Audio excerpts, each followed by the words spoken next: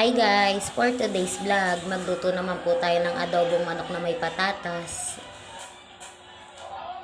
Dito nga rin po pala, ginigisa ko na nga rin po pala dyan yung sili. Ginigisa ko nga rin po pala yan na mabuti para po umanghang po talaga. At sinunod ko na nga rin po palang ilagay dyan yung bawang. At pagkatapos nga rin po pala dyan yung sibuyas. At ayan, gigisahin lang po natin. Nung okay na nga rin po pala, nilagay ko na nga rin po pala dyan yung mga manok at gigisahin lang po natin yung mabuti.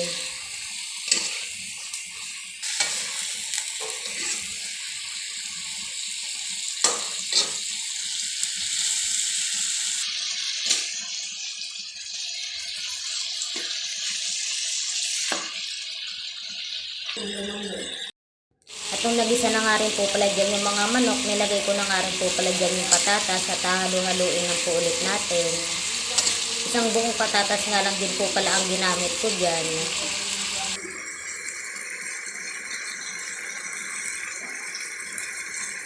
At nung nagisa ko na nga rin po pala yan, maglalagay nga rin po pala ako dyan ng isang basong tubig. At aantayin lang po natin kumulo at lumambot yung manok at patatas. At kumukulo na nga rin po pala yan at maglalagay na nga rin po pala ako ng pampalasa. Naglagay nga lang din po pala ako dyan ng magic sarap, pamintang pino, tsaka po ng betchin.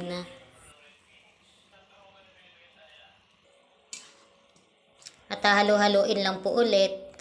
At yung itim nga rin po pala na nandiyan, ano po yun, sili po yun, nasunog lang po.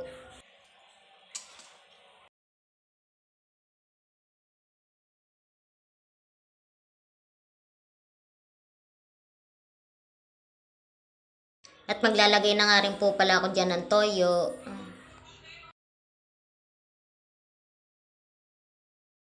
At halo-haloin lang po ulit.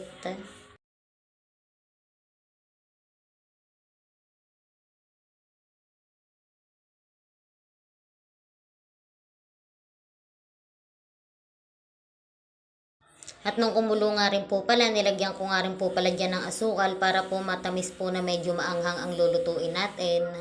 At syempre, halo-haloin lang po ulit natin.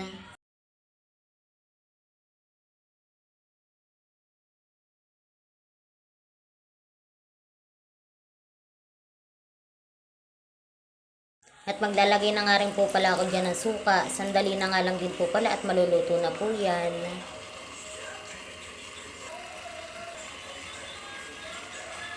At ayan, luto na nga rin po pala yung adobong manok natin na may patatas. Kain po tayo, nagain na nga rin po pala ako dyan. Yung kanin po pala namin dito, nilamas ko po sa kawali. Please like, share, and subscribe po. Thank you po.